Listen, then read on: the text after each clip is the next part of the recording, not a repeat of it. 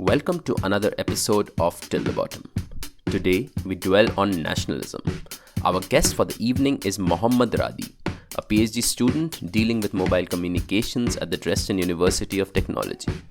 He is also known in some circles in Dresden due to his association with the university Peace Slam team, where he raises questions on national guilt.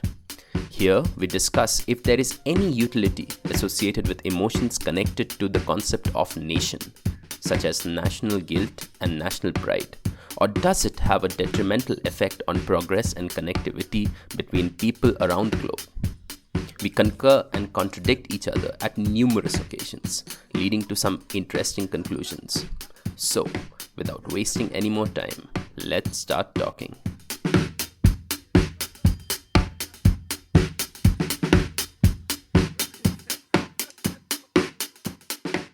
Welcome to another episode of Till the Bottom. We are your hosts, Mitra and Nacho, and today we're sitting here with Mohammed Radi. Mohammed Radi is a PhD candidate at the Vodafone chair for mobile communication systems. Mobile communication systems in the Technical University of Dresden, the Dresden University of Technology. And as it is customary, we are not going to touch upon your research as a PhD candidate. Yeah, this would be really boring. Yeah, well, I don't know. Probably not. That's the general protocol of the show. Yeah, that's usually how we do things here. Doesn't mean that what you're doing for a living is not interesting. I'm sure you. Interesting for me. I'm sure you can find an interesting angle from which to explore it. What we're going to talk about today is about something else that you are involved with, and I will ask for your assistance for you to explain us a little bit what that is, because I will just quickly mention that you are involved in a project here in the city of Dresden that is called the Peace Slam, but I don't think I'm able to explain concisely what the Peace Slam is, and you have a special role that you play there. You give presentations about the topic that we want to explore today, that if I am correct, I think is mostly centered around around issues of historical guilt and national pride or nationalism. And those are the two main topics that we want to talk about in this episode. So first, why don't you hit it explaining to us in a more or less concise manner what the Peace Slam is? So, Peace Slam is a project we started here in Dresden with a group of the PhD students also in the university. We have actually it became as an idea from the head of the Welcome Center of the university. Claudia, and she actually got this idea, why not we can collect different ideas from different countries, from different cultures, from different backgrounds about what's peace. Everyone tried to put their ideas or introduce their ideas about peace, but in a funny way. It comes to mind peace, self peace, world peace, whatever you can identify the peace as.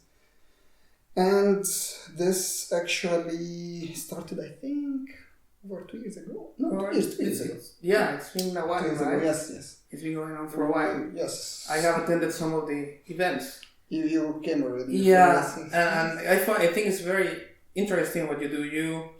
You engage a general audience, and as you mentioned, you talk about peace or peace-related topics, and you make a presentation. You aid your speech with a PowerPoint presentation, and different people talk about different things. And your topic or your topics are our topics in general are different, but like for example, some of us talk about their own way they found this peace in themselves. Some people find that peace when it comes to get involved in a new environment or a new culture, like. A lot of our colleagues, like they come from India, they come from Iran, they come from different countries, and what they experienced here, and what are the differences, and how they develop their own peace regarding these differences. Is there a larger goal other than grabbing a group of people to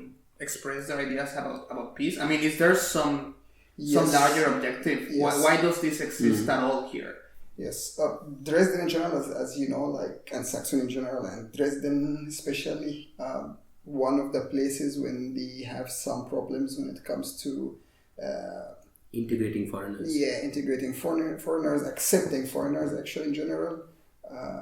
And this way, especially like our show is not, or our project is not only and for public audience. Sometimes schools asking us to go, and this is really important. Like we go to talk to kids, show them like what are, and it's actually really impressive because half of us cannot speak in German, and still a lot of schools that the students can pick up really easy and really fast. 13 years old, 12 years old kids, and they can easily pick up. And this is really important actually.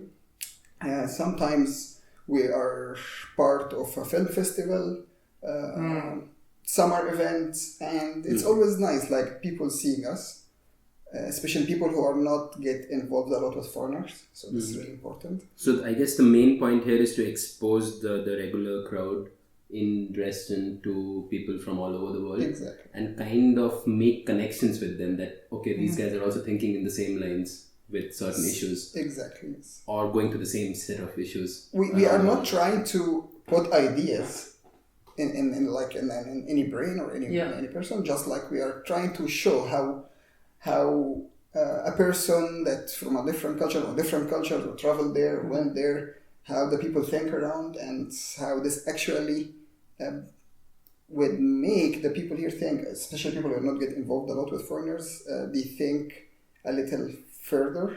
Yeah. We are not trying to put any ideas, just we are trying to make the people think a little more. The spirit is not that of either proselytizing or debate. It's not that. It's mostly like showcasing a group of foreigners talking about these diverse topics, all centered around peace, or even and the other side of the coin, right? Conflicts or potential sources for conflicts around the world. Okay, and now about your topic in particular. So what do you talk about? So you go there, you stand on the stage, and then your presentation starts, and what is the thing that you talk about? It's basically slamming, so you just try to make it a little funny. So you show your idea, but in a little funny way. My idea or my topic is about what's home, what's nation, what's like why the idea of nationalism, how the idea of nationalism developed, the concept of countries, the concept of borders, and then we developed to some in only 10-15 minutes we start to develop quickly to some topics about nationalism, as we said, and then when it comes to national pride and national guilt. Especially in Germany, this is an important topic because many times when I speak with Germans, national guilt also is really really big part of my talk. I think it's about a third of the talk is about national guilt, and this is really important in Germany because I met a lot of people from Germany, and always when I try to discuss with them any political topic or something, especially when it comes to for example the Israeli Palestinian conflict or whatever, they always I cannot talk, like the background, extremely reserved. A lot of people here still feel this kind of responsibility or guilt about what happened. So just to clarify, you don't even try to engage this topic from a neutral standpoint, right? You are taking a side. You're making an argument. Somehow argument, but just it's my sure, absolutely. But you're showcasing your own personal point of view. Exactly. Yes. I'm just saying I'm wondering why this is happening. I'm wondering why this is just wondering. I don't really. But you personally take sides. Let's start away with from the talk. Away from it. No. Let's just. So we kind of have a definition for what national guilt is. Yeah. I wanted to grab that. So let's briefly touch on that and then get back to nationalism. Yeah, sure. So I wanted to grab this part of your presentation first, historical or national guilt, and it's okay. We're gonna have a discussion about it. It's perfectly fine to take sides, to defend your position. Pull back and forth a little bit. And what I'm interested to know is that what's your stance about national guilt? Is it a reasonable thing to feel, or independently of whether it is reasonable or not, is it recommendable? Is there any benefit that you can expect people or even whole nations to have from experiencing this kind of historical baggage for the actions that their ancestors carried out. For me, like, away from the top, which I don't try to show this. Absolutely. Like, my own opinion, I don't see any logical reason for that. I don't see any... it's actually just some kind of psychological or some kind of feeling that moves from generation to generation, while you shouldn't actually have it, because you are not responsible of what others did. You are always responsible about what you did. Mm-hmm. And it's for me, it's really funny idea, or it's really weird idea actually, to see that someone feeling responsible of some other person's actions. And this is... So here it means that if it was the same generation of people, they should feel the guilt. Not the same. They shouldn't feel it. Mm-hmm. Again, as I said, like, person is only responsible of their own actions. Let's grab specific examples, because they are always trying to illustrate the point. So we live in Germany, and I think it's no secret that Germany had a very turbulent 20th century. Yeah. That they basically almost single-handedly started 2 world wars. Well, the First World War is rather complicated. It was a very complex network of alliances. Again, I don't like the idea Germany did that. Nazis or some specific. Sure. Yeah. Sure. The German leaders at that point of time did. A certain supported by X fraction of the German population. Germany went to war in 2 occasions. Again, the First World War, at least my understanding of it, is that it's a quite complex geopolitical, diplomatic phenomenon. It's kind of a mess. So the burden probably is more scattered among different powers in Europe. The Second World War, I think the consensus is that, there is a mixture of imperialistic ambitions from the German side, and there's also the issue of racism and anti-Semitism and all sorts of, gypsies, the Roma people, homosexuals, etc. of Aryan and ideology of racial superiority and so on and so forth. And in this country, it's more the rule rather than the exception to meet people that still carry a certain historical baggage for those actions that happened in the past. In the sense that my impression is that precisely they have internalized a feeling of guilt, of some esoterical kind of metaphysical reason. There is this hereditary chain from my ancestors reaching to myself, in which their actions somehow are I carry the burden of responsibility in some weird manner. It's basically everywhere, but somehow the different levels. But here in Germany, it's really obvious, and you can see it as you said, that it's a lot of people have this thing. Yeah. So, but you mean this? So this guilt, in terms of what psychologically people feel, you feel that is not necessary. But for instance, the kind of damage that they did in and around the neighborhood. So at least they had to pay for a certain so-called damage. The victors of the war made them pay for it. Exactly. Yes? So but monetary payment did happen. No, I'm asking if that was valid or not. It's not about valid. Like, the person who is responsible for the damage should compensate this or try to fix what actually damaged, but not other people that just their fault or their guilt is just you're in the same place with this person. So you shouldn't be living with, like, if you have a neighbor that, for example, now you're living in a building, your neighbor somehow damaged the car of one of your neighbors, so now you're asking the whole building to pay for this car because one of you did that. But so it's in neighbor that's the problem. But if it's within the family that your kid did something, something horrible to someone, but it's not, and then the parents are in principle paying for it. So in a family unit, as you said, appearance. So like a generation before, not a generation after. I think no. Here my concept here is basically in a family unit, if one part is at fault for something, the others are also sharing the load somehow. or no. Legally or more, I don't know. I Legally, don't know. no, only the person. It happens instinctively in most cases. Like if your son has done something horrible or is going through, the entire family suffers. Exactly, but they are not obliged to do this. They are just voluntarily doing it. No, but the emotional repercussions of it is so it is something innate within human beings to do it for your family. And again, it's a little weird. It's a little not the same because you're saying it's a kid, so the kid has a different. But if one member of the family did something wrong, they should fix it. But the family can volunteer to help him fixing that. But no one is really. I'm just a little bit confused about what is the point you want to make. No, my point here is that the way people see the nation is like a unit. Sure, it's like a family or yeah. So one angle from which you can approach this is as a matter of fact thing, right? As a matter of fact, if you're talking about families or groups of people that accept each other or identify themselves as a group, there's this sense of spread responsibility. And as a matter of fact, it often happens that if somebody from the group wrongs another person from a different group or from the community at large, there's this kind of spread of responsibility that people take upon themselves and feel the necessity to compensate for it. So that's as a matter of fact thing.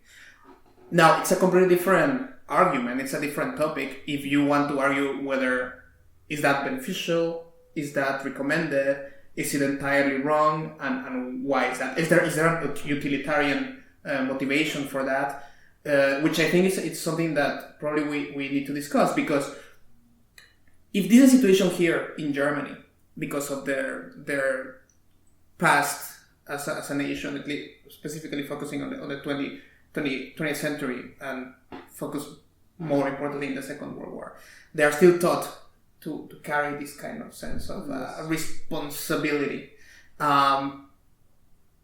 Is there probably people here, or the people that are perpetuating this, have a certain motivation for that, and probably they can come up with an argument and tell you, okay, we think it's good to perpetuate this guilt because of this and that reason. And one thing that I have encountered as an argument for that is it's important to make the younger generations very aware of this, to the point of taking upon themselves a little bit of the burden, so they don't repeat their mistakes of their ancestors. Why this goes only to Germany? Why should we, all of us, learn from that? Right? Yes. No, it's not only why you limit this to only. Yeah. So my question is, how do you dispel that argument? What would you tell No, this somebody is a certain argument. He's not saying that he. Yeah. But this is I personally, really big argument. Just to clarify, I personally stand, I think, on exactly the same side as you, right? I don't know. I may be leaning on the other side to some extent, like not to the hardcore extent. I think you can perfectly well. I mean, if you know your history, if you care to know about history, you can perfectly well learn the lessons of history without taking any of the guilt for it. I don't think the guilt factor is necessary for learning the lessons of history. Yes. But what happens in here in this particular case is that I feel that the guilt component is taken as fundamental for learning the lessons of history. That if you don't personally internalize a certain level of guilt, then maybe the chances that you learn the lessons of history it goes down, or that you're more likely to repeat the mistakes of the past. So that's why I'm on the side of historical guilt. Doesn't quite. No, what I'm saying is it's not beneficial. Yeah. So this guilt is something that may not be something that is being directly imposed upon you. But if, for instance, so in Germany, at least in West Germany, for most of the history lessons that they read in their classrooms is just focused around the wars. Yes. And what a horrible thing Germany did. And this it's a comprehensive history. This one has a reason, and this is actually basically because after the war, US kind of imposed the curriculum. They did not want Germans especially to grow up hating them that much. Yeah. So they involved a lot in supporting economically and also in education. They were helping in the education, and they actually are the ones who are added these parts and trying to make it really clear that always keep remembering that. But this in my opinion, this is a lesson for everyone. It's not only for like new generations or whatever. It should be for us as well. Totally. Like, so I don't think, and I don't feel guilty because of that. They shouldn't be feeling guilty for that. But things are going to a little bit tangled up, because I do see the value in remembering and how bad it was and not airbrush. So making sure that these things are remembered and that everybody gets to know about them, I'm all up for it. It's just the moral responsibility part that is treated as a hereditary thing that goes down generations. That's the part where I subscribe. No, remembering is really important. So where it comes to that, we personally, just we as Germans, not we as me, are capable of doing such horrible things. If that is imposed, then it's wrong. But if we as humans are capable of doing it, then it totally makes sense to be wary of it. Yes. Yeah. Like knowing it, being aware of it, awareness is a thing. And feeling responsible or feeling guilty because of that, it's another thing. So, like, if actually you look at the history of any nation, you will find something that, like, they did to the neighbors. They did to the neighbors, and then you should feel guilty because of it's a never-ending chain of passing down the responsibility for wrongdoing. It doesn't end. So. There's the nations or the peoples that at some point in history will find themselves in the receiving end. At some other point in history, they were the perpetrators. It doesn't end. Do you feel the same way about feelings of guilt coming from colonialism, for instance? Like Europeans, for instance. So the big empires of Europe during the colonial era. So the British Empire, Napoleon and the French Empire. I mean, there's still people actually in Western society, in Western and Occidental European societies that have this feeling of guilt for colonialism. In my opinion, also like the era of colonialism, it's not finished yet, and you can see actually the influence of France, especially in Africa, how it works, influence of England in a lot of places. Yeah. So. This is a different thing. There is a difference between, for me, like you can make a colony by sending an army and take control of a place, or you can actually have a colony just by controlling the government or the militias that working there. Okay, Ron? So here's the thing, right? Like colonialism officially ended. Officially, yes. Right? And because the people, the countries that colonized the other Africa and Asian nations and also South America, to some extent, Latin America, yeah, all of it. They, the countries that colonized them were the victors in this war. So they were not the ones shamed for the kind of economic repercussions and the human damage that they did. Like the amount of damage that they have done to these parts of the world. Not only back then, but also psychologically, these places, the people know they are second-class human beings. And this is, and so that's the thing. So there, a little bit of guilt would have helped. Again, like people that live now. If some guilt and some repercussions were imposed on these countries, which were actually severe for to balance things out, that would have helped at that point of time. To balance at things out. That point of time. Yes. Not now. No, but now also you have to go through a process to, like, if you think in that manner, that there is a certain divide of power and there is no way to reduce the gap between nations. Then some active measures have to be taken. And that active measures can be psychological with a guilt factor. Again, it's not the act, like this thing is bad, but again, it's not the result of act of someone living right now. This was act of some people who did it before. No, but I'm not talking about a person giving his money, but governments in general, nations as a whole, figuring out how to repatriate. So many doors open right now, and I don't know which one I want to cross. No, but what I'm saying is, people have just like people have a notion for guilt. There's a larger set of people who have some sort of a vendetta. that comes out of being suppressed for a long time, right? But- so that's a much larger population than the amount of people who are actually feeling guilt. But So again, we are like- focusing on guilt rather than trying to ease out that other release. Yes, but again, this was long back ago. Like, you didn't feel suppressed right now, right? So you just said that colonialism is still continuing. This is another issue, but if you're talking about like the physical colonialism, it's finished, yes, of course. Yes. But now, especially if you read about the politics in Africa and you see how France has actually influenced like the government there, how they support some militias. Isn't it some militias. detrimental to use the same word to mean both things that actually have?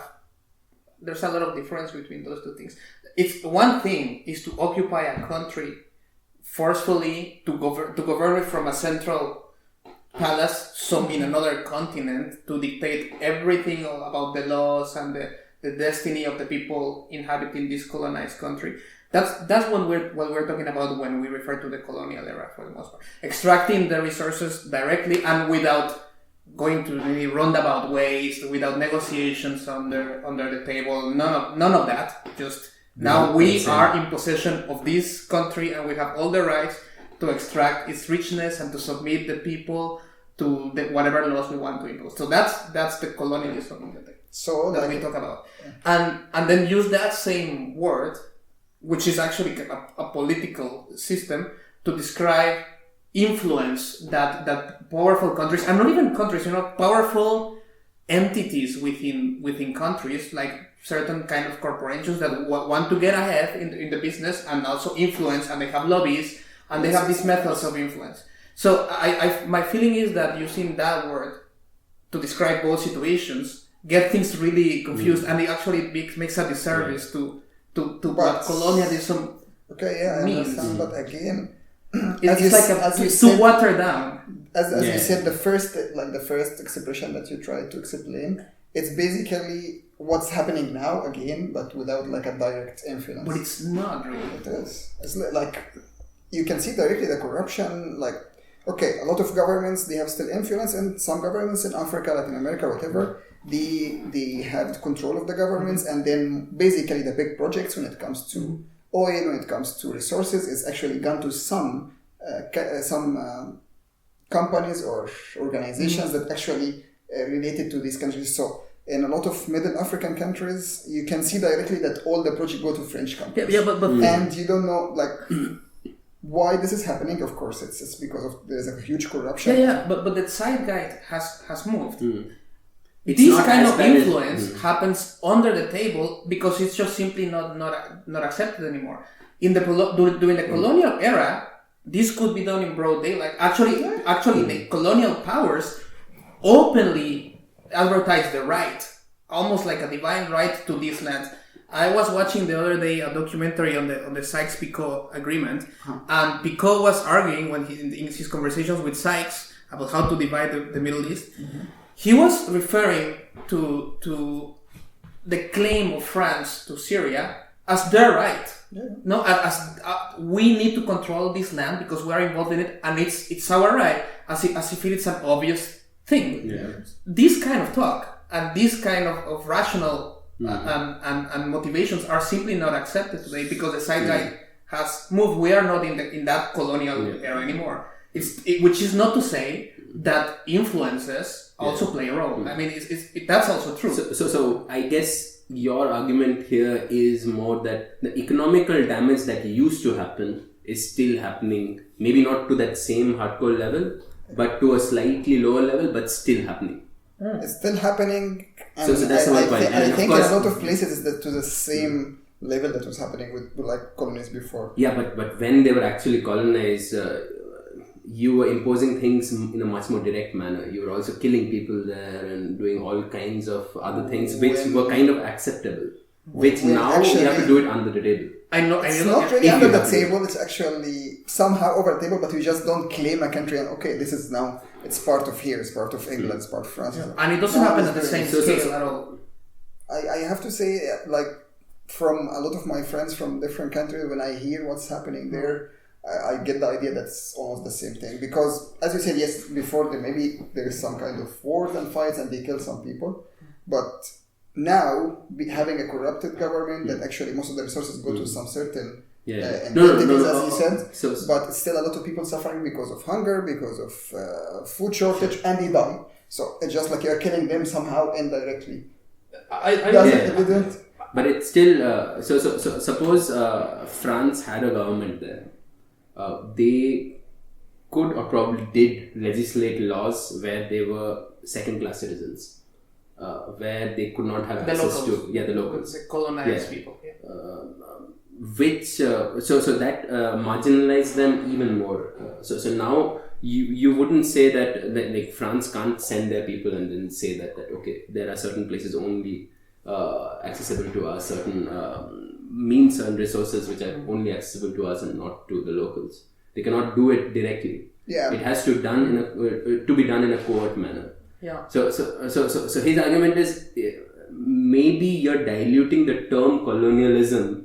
That's part by of it. Saying that even now there is colonialism. That's part of it. And another aspect is the fact that sure, while it's true that interventionist wars have happened within living memory, and that there's in some parts of the world there's abject poverty and people there still can die of malnourishment when there are plenty of resources to go around in other parts of the world, or even around themselves, that is just they are just not shared in a fair manner. That's so true. But the scale. So there's plenty of data documented showing that the deaths because of war throughout history are not in this precise moment. In this moment, there might be a historical low, but a couple of years ago they were not. But the trend is definitely downwards over time. So even with taking these interventionist wars, which obviously I don't advocate for, even taking that, it's not as bad as it was during the colonial period or before that. So in terms of numbers and proportion, it's just not the same case. This book is criticized by some people, and I'm very, very favored by some other people. I'm on the second camp, Enlightenment Now by Steven Pinker. But the data it's nobody debates the numbers. People debate what do they mean. The fact that they are still happening, it's obviously means that there's a lot of progress to be done.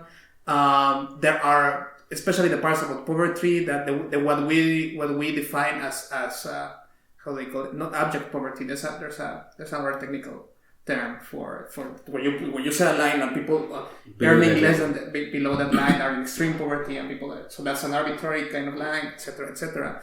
But in the part regarding deaths of casualties because of war, that's definitely gone down, and it's not comparable to that. For me, this is not a measure, and one person getting killed because of a war is like a million person.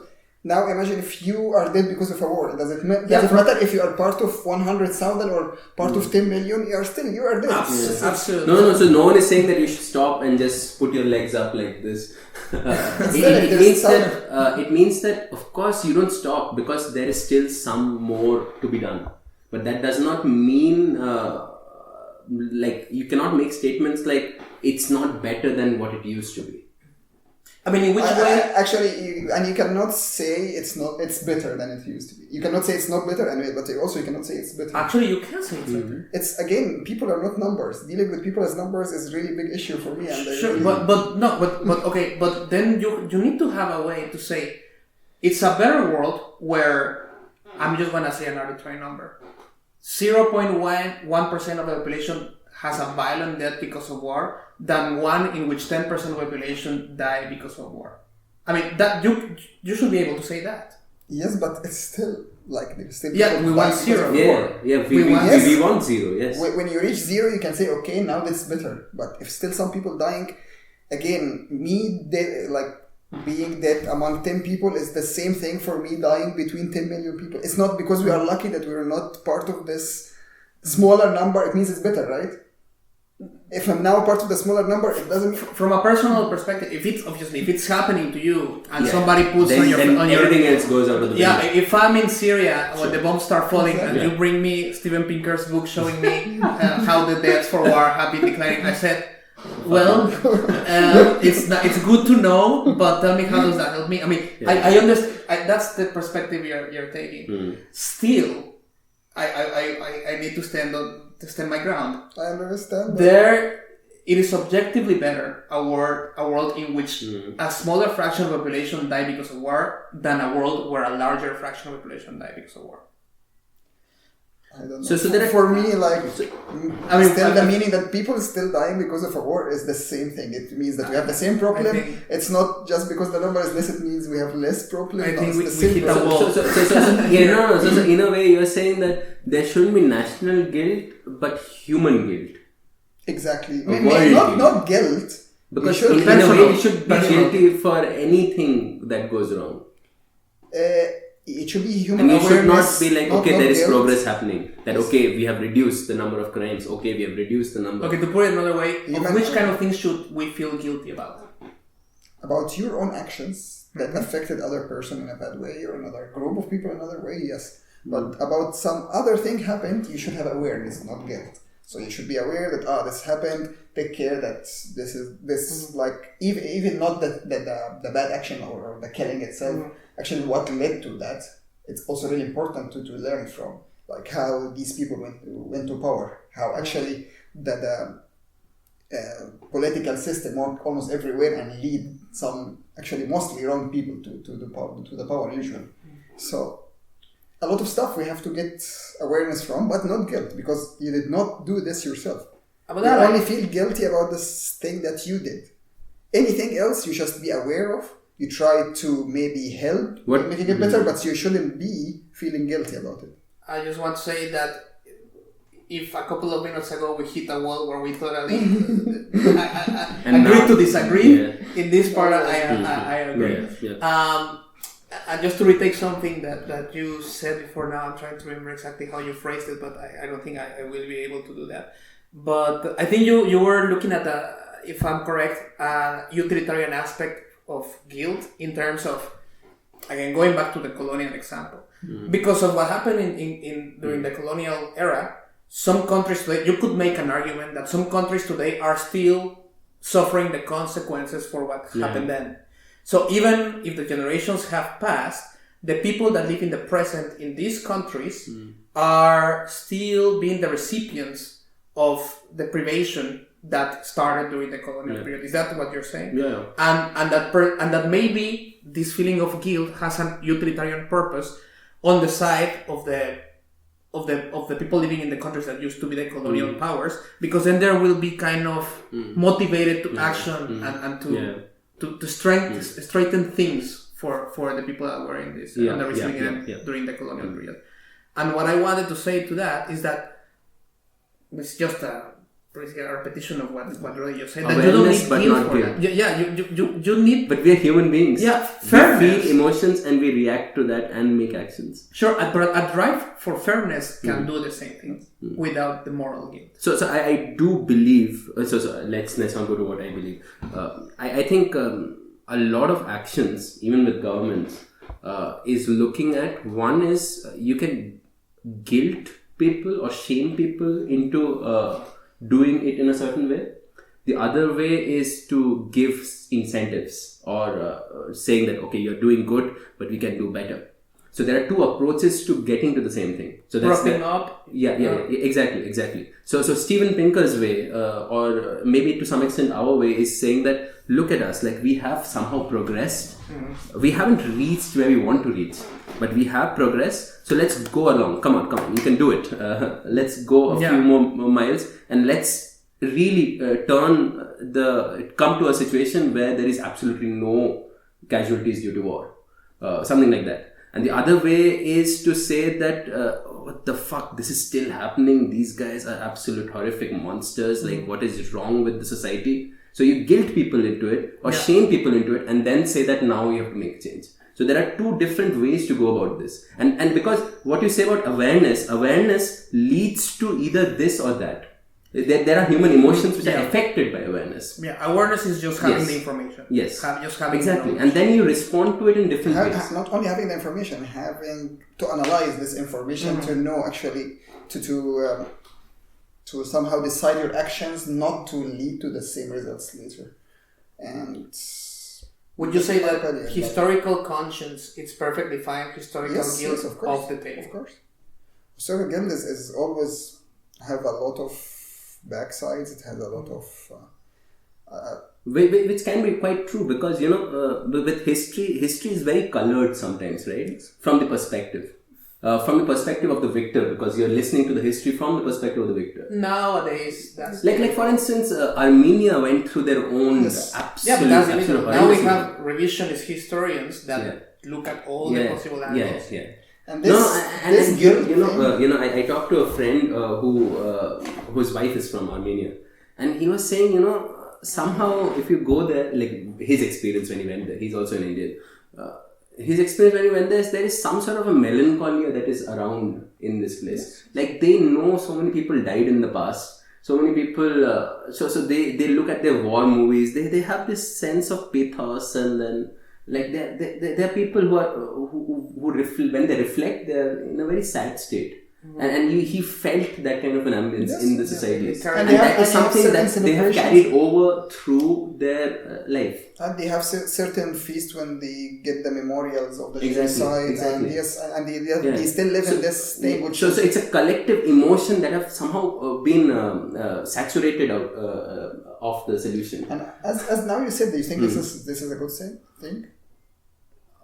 You think this is a good thing? No, but if there was some guilt on the other side to make some repatriation, it may have been eased out. Famously, this is one of those cases in which there's no guilt, almost, at least officially recognized guilt from the other side. If there is an acceptance on the other side that yes, what we did was wrong, that really helps. Yeah. And at a personal level, and also I guess at the national level. Exactly, because this is actually something I also say it usually during my slam. So I have Turkish friends and I have Armenian friends, and many times in the beginning it's like, okay, let's go to this place, and this guy is coming with us and it's like, no, he's Turkish, and or the other way around, like Armenian. So they have still, like, this is weird because still generations till now they have this kind of thing, and this is actually one problem of the guilt. One of them is feeling a little guilty because of what happened before, and one of them still feel this need to throw it on your face, or like your people did this to my people. Or like, I don't want to talk to you because these people were living in the same place with you, did the same thing. But the idea itself is really stupid. Like, he did not do anything to you, you did not do anything to him, but then you have huge barrier between both of you just because other people in some certain era did something to other people in some certain era. And I agree. I mean, you see the same thing with Macedonia and the Greeks. Exactly. But that's a much more minor.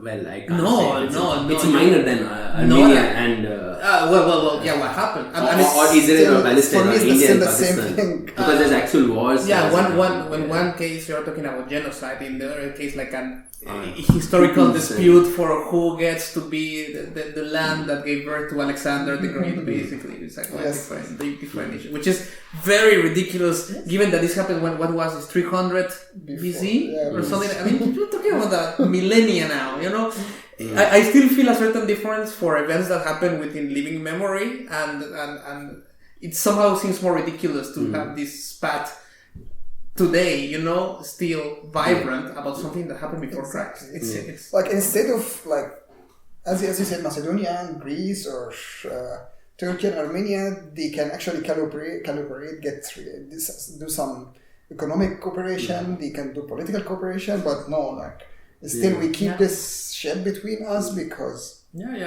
agree. I mean, we are carrying that. But that is politics playing on what the emotion of the general public is. And trying to get something out of it. It's quite a thing to watch, to sit down with young Greek people and mention the name Macedonia and see how they fire up about it. Why are you even referring to that country with that? thinking like, well, did they take it away like from you? Like, did you own a house there and then they made a border and they took it, or what happened? And the funny thing that's always governments try somehow to increase this feeling at the people just because usually they are benefiting from that. Yeah. So you can always, you have always an enemy somehow there that you're always scaring people from that, they care because for sure. if the country is not stable, these people are going after you.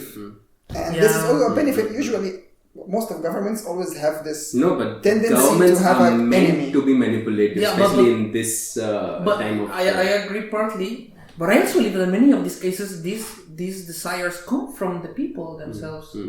The people again, the government's feeling this feeling in education, in media, in propaganda. in propaganda. Yeah, exactly. They start to feed it, and except actually the right thing is try to actually kill this feeling somehow. No, but they try actually to feed it more and more, and then it becomes hard for members of society to. You know, what is disturbing is that people revel on it. They seem to find a sense of even joy in joining in having this negative not necessarily joy, joy in the case of something, but I would say maybe guilt, scared, like they're scared more than feeling. I would say they're scared more than feeling. I was talking to a Greek friend recently, and he told me, they have this mandatory army period, and joking, I told him, so when you're training, you sing songs, bashing the Turks. And then he said, yeah, actually we do. Yeah, like we still do that, because of the Ottoman Empire and disputes. And obviously, and this is an example. Let's say, let's take your narrative 100%. So this feeling was ingrained in them because of propaganda and government manipulation and so on and so forth. But this is a situation in which they spontaneously start joining in this kind of behavior and collective bashing, and they are actually enjoying themselves. It's an experience that actually binds them together. Sure. This is another thing. This is usually when a group of people have something to gather around and they feel as a part of the group. They give this. This is another thing. It's not about that specific feeling. It's about any feeling that gather a group together. You feel this joy that we are all doing the same, we have the same targets, like a team spirit somehow. Yeah, I think that's a good segue into nationalism, which is the other part. Damn it. Yes? Yeah. I mean, because it's essentially it's a phenomenon of the same family, right? Yeah. Yes, exactly, somehow, but somehow, but again, for me and for a lot of people, actually, it's for me. I like to feel always I'm the different part of this group. I don't like to be part of the group. I always like to do this. There's a lot of people get this feeling and they feel more. I feel actually happier and more comfortable being a part of a group that have a little different. So you're a hipster. One of the amazing photos in history, I think you know this, the one of the Nazi salute and the guy the only guy that is in the middle of the Nazi and is like just looking at this. No, that's some balls right there. Like the people, imagine everyone in this photo had this feeling that we are part of something great and the force is growing and Hitler and they're doing the Nazi salute and this guy is just like. Which is an incredibly hard and exceptional thing to do. Exactly, at this time, especially when you have no source of information except them. And you do this was in person. No, hive behavior is very attractive for a tribal species like our species. So that's the thing, right? Like, in principle, so as soon as you form units, and in a way, nation is also forming a unit, there is always going to be a collective emotion which is predominant in that unit. And again, you are saying that guilt or this sense of melancholy in Armenia, you find that strange, but that emotion does exist as soon as you form a unit. It exists, and again, as I said, of course, it's always... where I agree with you is there are political parties which are going to take advantages of what is the mass emotion in that unit and manipulate things in that manner, like see everything from that color to get their way in whatever they want to do. So your point here is to make people vary that collective emotion is is existing and to look beyond it. Exactly. Yes. So usually in the talk, this was important to so let's make the transition from national guilt to national pride. Yes. national. Yeah. So favor against. Against. There you go. There you go. Same Why? thing. Because of the same exact arguments? Do you see any Exactly. silver lining in national pride? First of all, I have a big, how to say it? I have... Let it out. No judgment. Like, I'm totally against the idea of nation or country, or it's always like animals in general. Like if you read about animals as part of their evolution, they try to form bigger groups, not smaller groups. So the average of a group of animals before, it was I think around 20 something, and like after I think like right now they talk about 125 on average, the number of a group. So you can even see that the animals trying to form bigger groups, not smaller groups, as part of I the would evolution. have to strongly disagree with that. It really depends very much on which species you look at. Yeah. They talk about the average of all species. So the average before of all species was 25, and now it's 125. As part of evolution. But I don't think that's And 25 when? No, but This was like at the beginning. I don't think talk that's a right way to measure, because in this case I really don't think at all, because you're putting in the same pot animals that have no social impulse at all. Yes. That are solitaries, that they only meet to basically copulate and make sure that There are loads and loads of species which is just many birds not are like living that. in- Many birds just not just don't birds, interact all of with each insects. other. They don't live collectively. Yeah. Insects are a different issue, yes. And then on the this entirely, certain social behavior that you're putting Also, I together. would assume that with fishes, you'll see the entire diaspora of Yeah, fishes and then just on the living other in side of the schools. spectrum, you have the eusocial insects, ants, wasps, Exactly. termites, who are colonies of Again, millions of the individuals. researchers in general saying that, away from the numbers, saying that almost in all species, as part of evolution, they start to get bigger groups. Away from.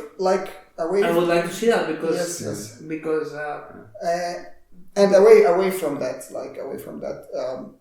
the idea that you try to limit yourself to some certain group is always weird for me. It's like, why you don't consider yourself as a part of a bigger group, and you start to think, no, I should be here. I heard But you're always... translating the same emotions to all the animal species in the world that exist.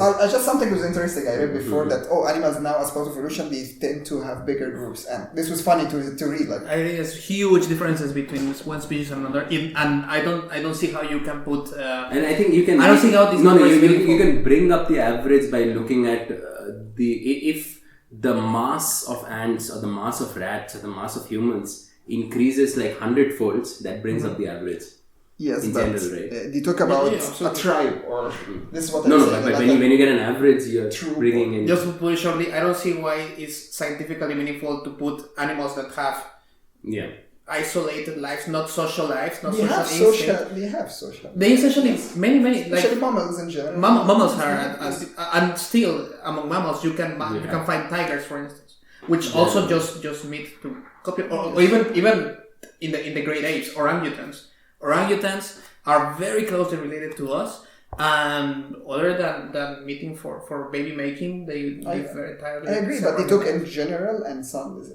Anyway, we can get Away- stuck in this away- one. we'll get But stuck. but humans, we do have this tribal instinct. Yes, exactly. Yeah. And this is something I always personally think we should get rid of it. This tribal feeling, or that you start to feel I'm belonging to these people. So my comfort zone is here, so I have to stick to them, and I feel with them. But I feel like close to them, and I'm actually close my bubble around me, and that's it. Which is, for me, it's a little weird, and especially the concept of a country. Like, what actually the concept of a country? Like, what forms Germany? What forms? Like, if you go back 100 years ago, you'll find actually the countries totally different. Kingdoms are splitted, and every one of them is actually considered themselves different. Or even sometimes, like, part was part of Germany, and now it's part of Poland, now it's part of... It's always changing. So, actually, if you're maybe living in Saxony, You were born, for example, 100 years ago, 200 years ago, you are not German. You are Yeah. a totally different thing. Yes. Yeah. Do you want to talk about Yuval Noah Harari's perspective on nations? I thought you wanted to bring No. that up. No, maybe. I'm not sure if I was going to bring his perspective or Yeah. I think it's along the same lines. So while I agree that borders, if you look at the lines that define borders, It's always changing. there's a high level of arbitrariness. Actually, part of my Islam, I don't know if you saw that video. Part of my Islam, there is a video actually showing Europe, especially in the last 700-800 years, and it's really funny because it's colors and showing you how everything getting bigger and smaller. Yeah. So there are YouTube videos where they're showing the whole These like, labs, exactly. This is- translation of the years and how things have been structured over the years, and you It's see really that crazy. suddenly Nazi Germany for like these 3 years they went like cool, Yes. and then they're entering back. Yeah. No. On that point, I entirely agree. If you focus on the borders as the defining factor that demarcates a nation and how arbitrary these lines are, 100%, there are other kind of factors that also bind people together in nations that are a little less arbitrary than that, like language, for instance. When you have a language barrier, it's much harder it's harder to cross a language barrier than a line on the floor. But you have really successful communities absolutely. like Switzerland. Yeah. Absolutely, it's not impossible, but it's not as arbitrary as a line on the floor. It's a different level of arbitrary. To be honest, the countries that they have different languages, they show better, like they share more than one language, and their borders, they show better performance than other countries that they have one language. You have Canada when they have English and French. You have US, which is a huge part of it speaks Spanish, and a lot of part of it they don't speak English at all, mostly Spanish. The US is a very special case here. Yes. But you in have countries Switzerland, we have 3 languages. Switzerland seems to be also on the right And side you of can things. see, although they have a barrier of language, but they still perform really good. They perform good, but then you can also he's bring not talking about that, like about the performance level. performance in But that sense. to bind a community together, if you have a common theme, it's a lot easier to form a nation. Yeah, well, focusing on language, you can bring up. Actually, in Canada, there are separatist movements within the French population, and the same happens in Spain with the Catalonia, or even in the Netherlands. You know, the French-speaking part and the Dutch-speaking part. Not in Belgium. Yeah. So you can find examples. Yes, actually, part again of my Islam, when I talk about why the countries were formed. And part of it is like because of languages, sometimes because of religion, sometimes because of race, sometimes actually it was just because of relationship between 2 kingdoms or 2 families. It's like, okay, let's merge our countries together and we have now one kingdom. And there's some sort of cultural equity that evolves over a few generations. And sometimes it's very arbitrary. Yes. Yeah, exactly. Well, what I wanted to illustrate is that there are certain marks that demarcate a country which are entirely arbitrary. There are some others that are partly arbitrary but not entirely, and then you can make it exactly. I agree. Anyway, fine. But now I'm gonna play devil's advocate a little bit. No, and then I asked you to talk about Yuval Noah Harari because I bring the example of India after that. Okay, fine. Bring it on. Because I am not a big fan of nationalism. Yeah. And with that out there, now I want to make a case for the nation state. So, I don't know if you're familiar with this philosopher called Peter Singer. He wrote a book, and these ideas have been out there before him, of the expanding circle of empathy. So, as we agree, as it's a fact, actually, we're a groupish species, we're a tribal species. And over our history as a species, we had a certain level of allegiance to different groups of different sizes. So it starts with the tribe, the family, the tribe, then there are clans, and so on and so forth, until this sphere of empathy keeps on growing larger and larger. And it seems to me that the nation state is part of that stage of progress in increasing the circle of empathy, right?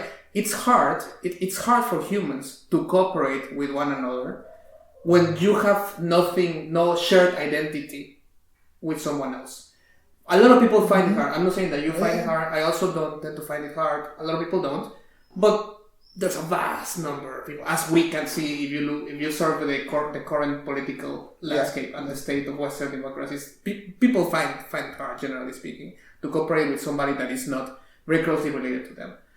The existence of the nation state expands the circle of empathy. People that identify themselves as belonging to the same country have a higher willingness to cooperate with one another. They support, for instance, things like the welfare state, that in a more loosely bound community would not be possible. So there's a case to be made for how the nation state is a stage in bringing people together, larger amounts of people together. Also, Yuval Noah Harari talks about that. And how, for instance, nationalism during the colonial period was a very powerful instrument for starting independence wars, for having a sentiment of just quickly the example of Mexico, of Latin America in general. So there was a group of people that were first generation, let's say, it's called immigrants, basically rulers, or that came from Spain. They are in Spanish known as the criollos.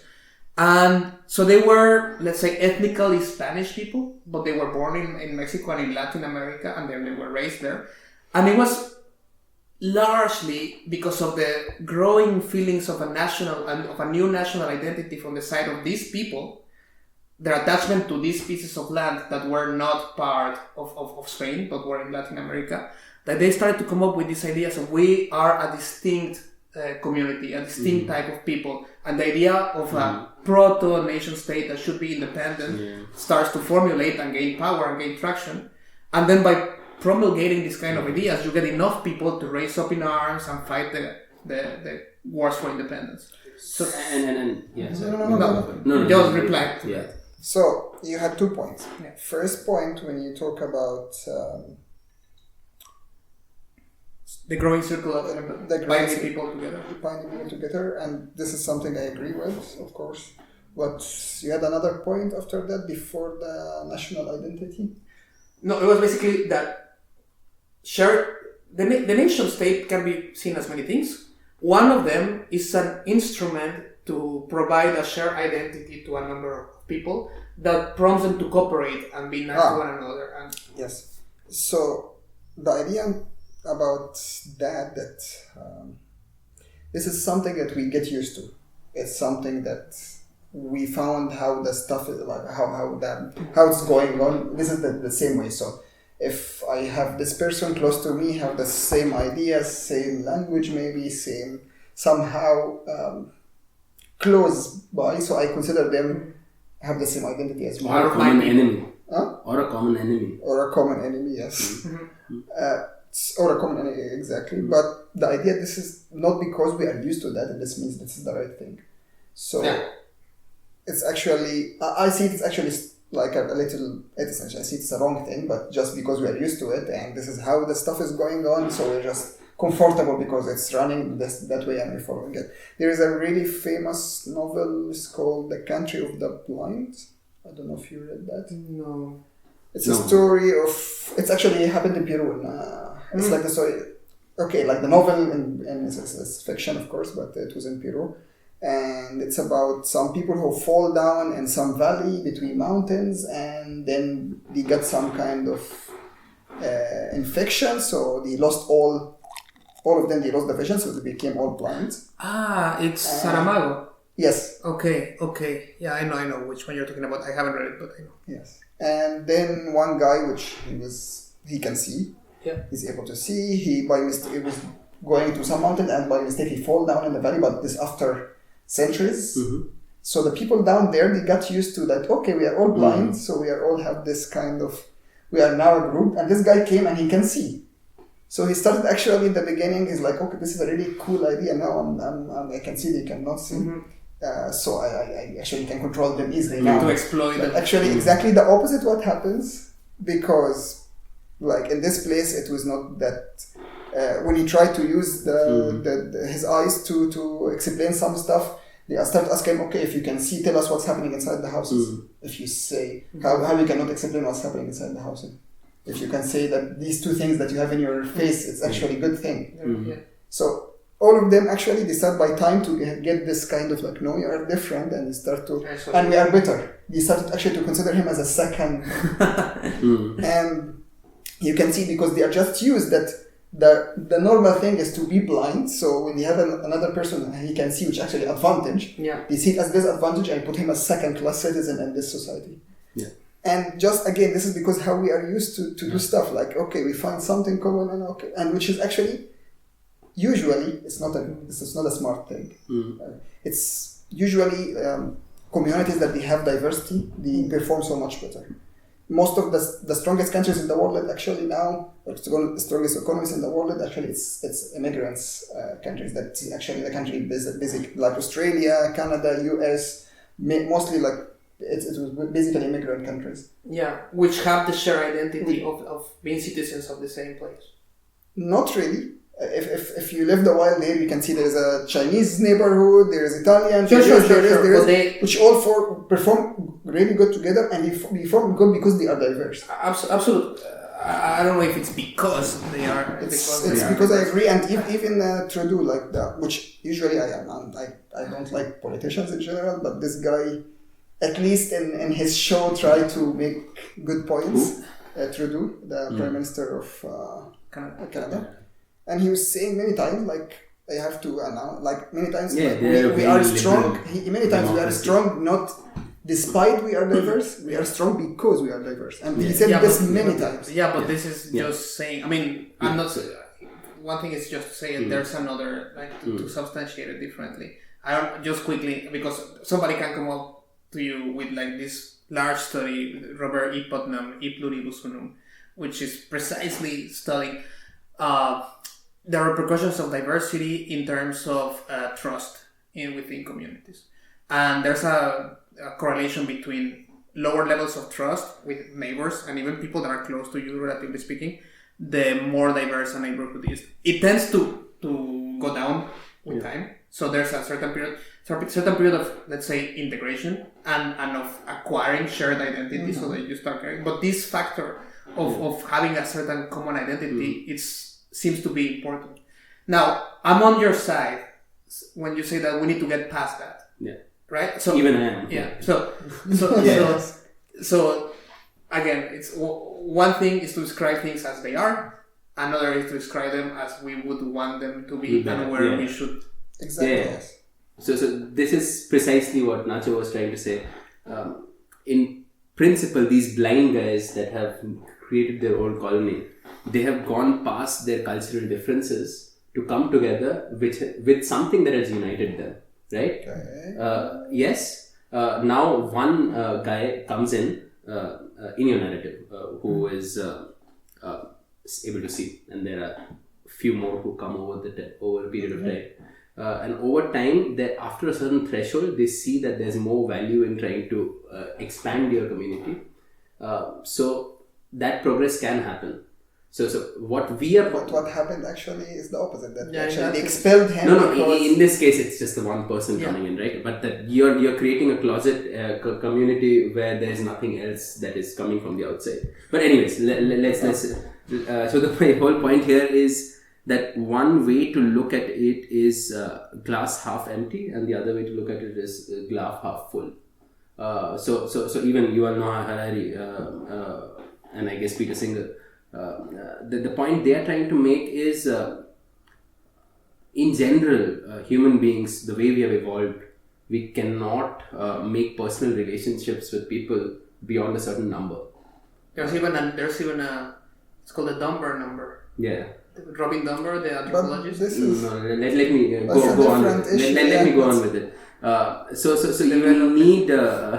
So what's the number actually? It's like around 150. Yeah. That you can establish personal relationships with and keep track of what's happening in their lives, and they know what's happening in yours. And to connect with people outside of this boundary, you need concepts. To relate with someone else who comes from a completely different part of Germany, I need to have a concept. He's also living in this latitude, and then you have the same food, and then I'm not. And this is something I'm really against because you put. Let me continue. So the fact is, there was a point when there were say 100 tribes which did not communicate at all with each other. Now they have a certain commonality that they can connect with. So that is exactly what you're talking about. Like you're increasing your boundaries. Nation is such a concept. Nation is a concept that brings so many things together.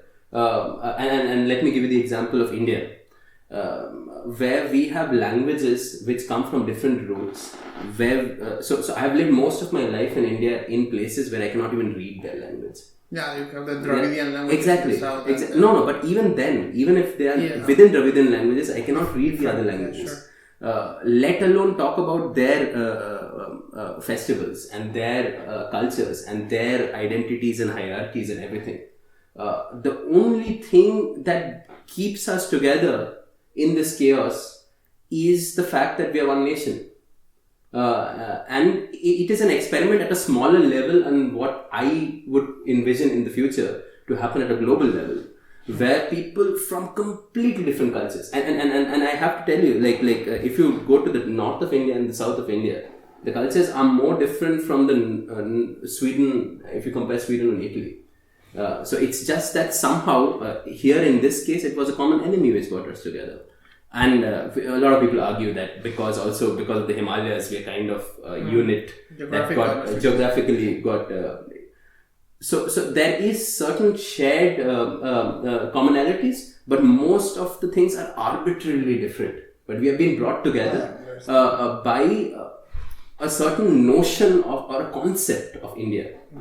It could have been a greater India, like there was an envision that Pakistan, Sri Lanka, Bangladesh would have been. So I agree that it is not what was envisioned, but it still brings together, like Bangladeshis are way closer to me culturally than any other part of India.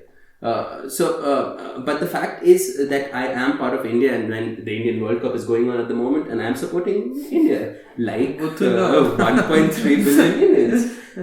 So the thing is to look at it in the other from the fact that the glass is half full. So we have brought these many people together from a point when there were like tribes of 100 to 300 people.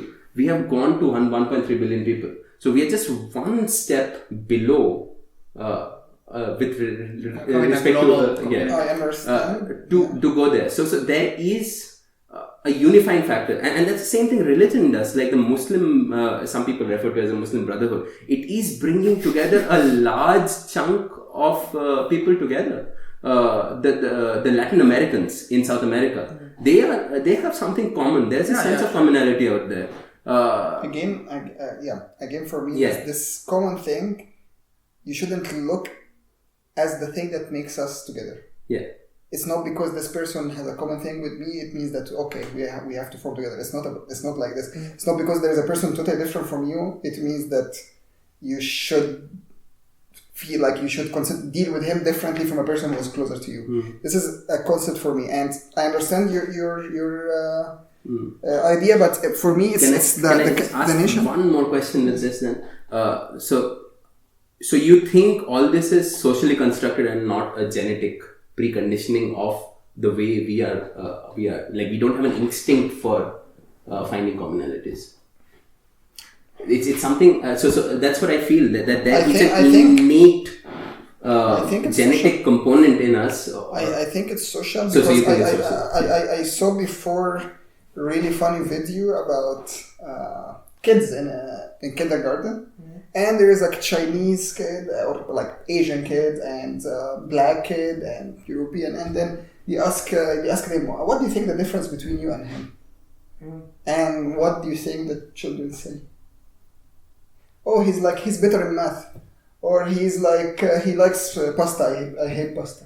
And then no one of them thought about, oh, he looks Asian and I look black.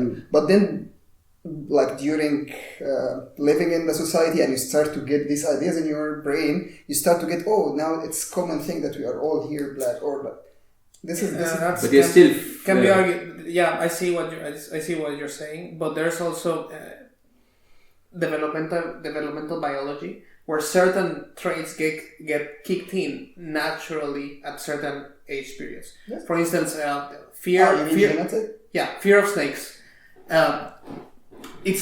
We are not born with fear of snakes, but there's a certain window during our infancy. I think it's like 3 years old, 4 years old. I don't think it's social. That it can be triggered, but it becomes a phobia, right?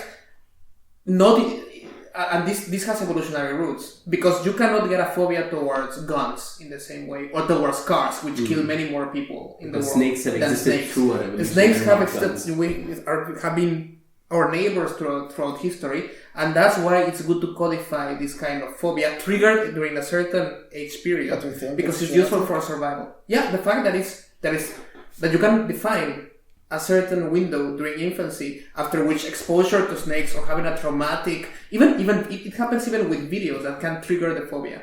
But maybe this comes with phobia or some. So it's a mixture. It's a certain kind of biological programming which needs also some environmental trigger. Yeah. Right, but it's so you can work around it. So you can make a society by really conditioning people out of tribalism.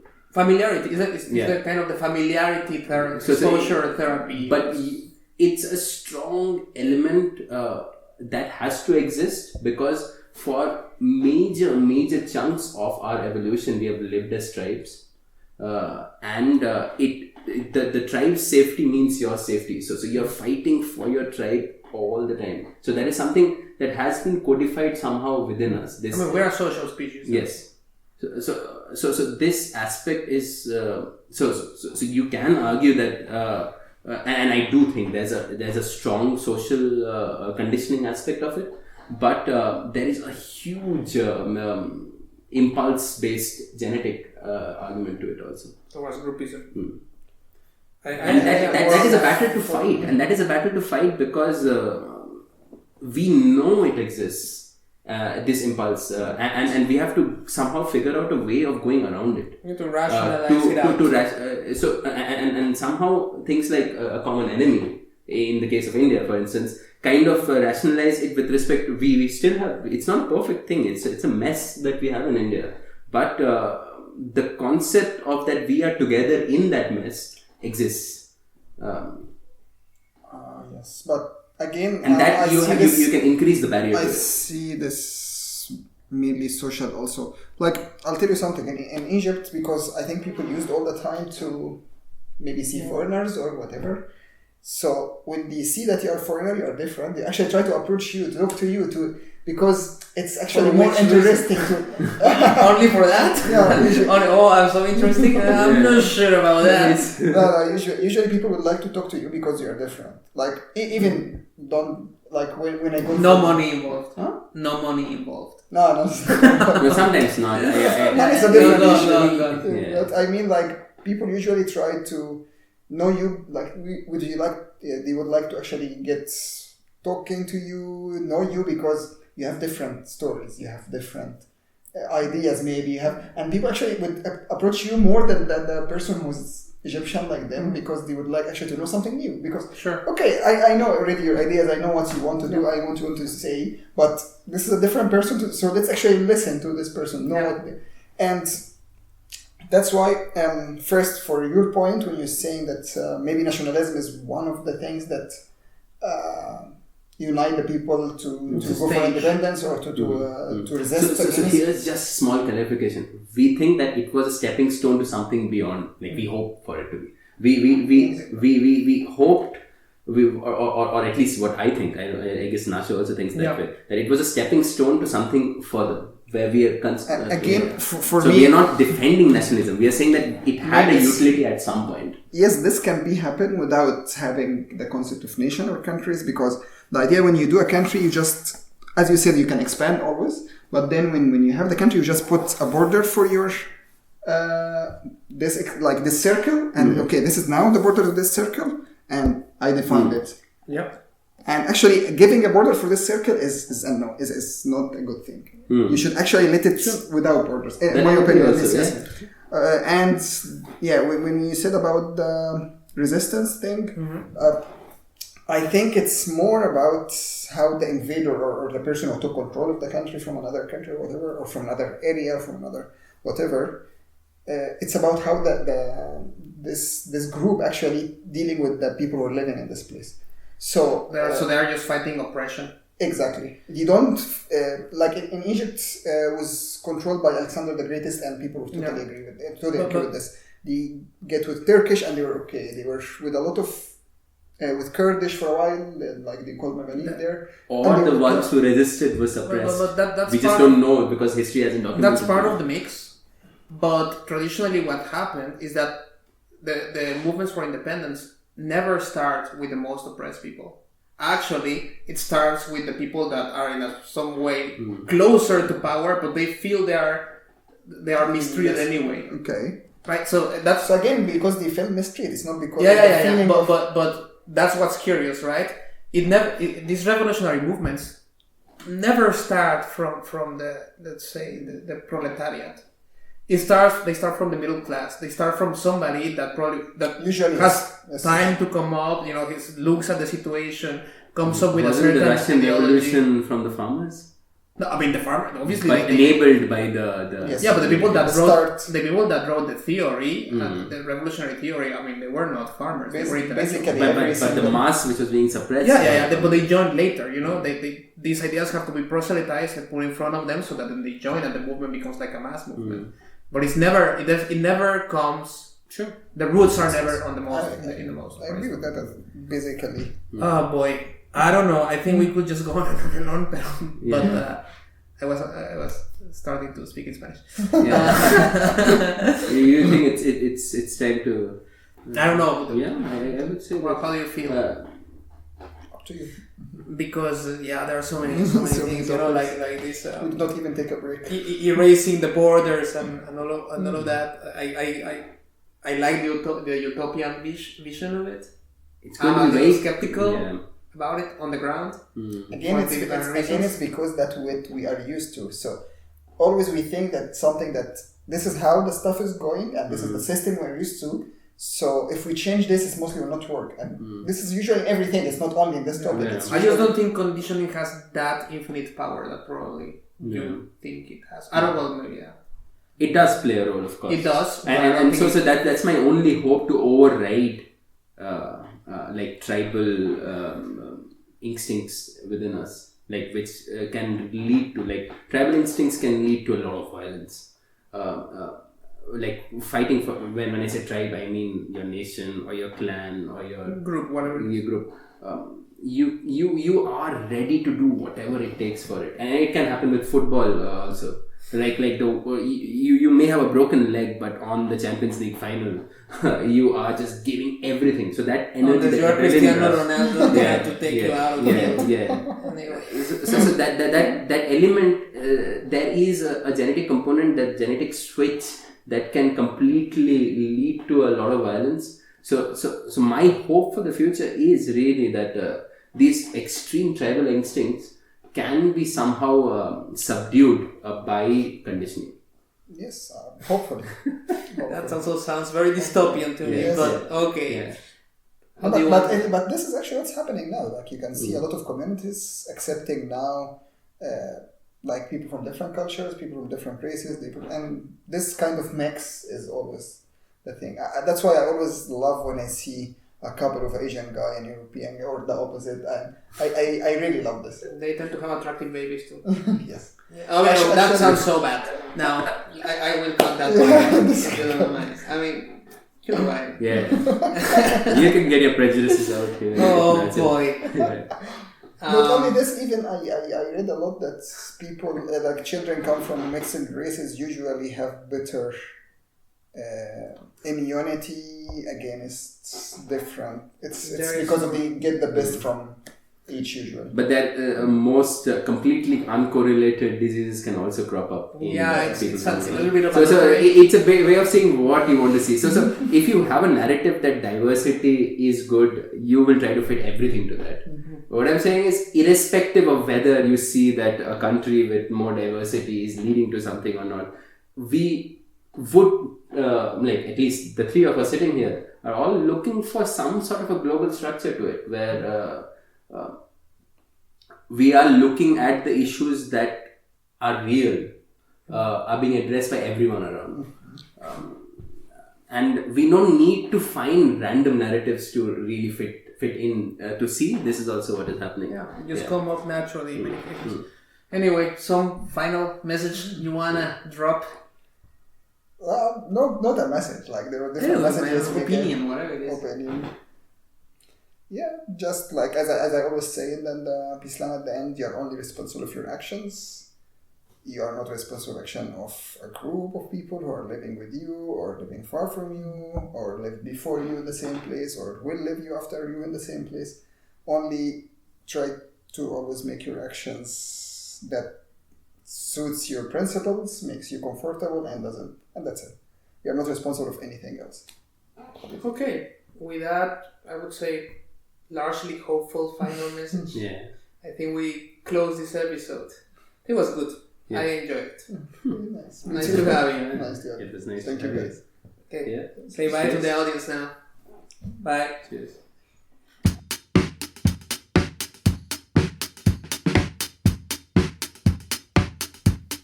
If you like what we do, please help us continue doing it simply by subscribing to our Podbean or YouTube channel, following us on Twitter, liking us on Facebook, visiting us on our website tillthebottom.com, or simply spreading the word.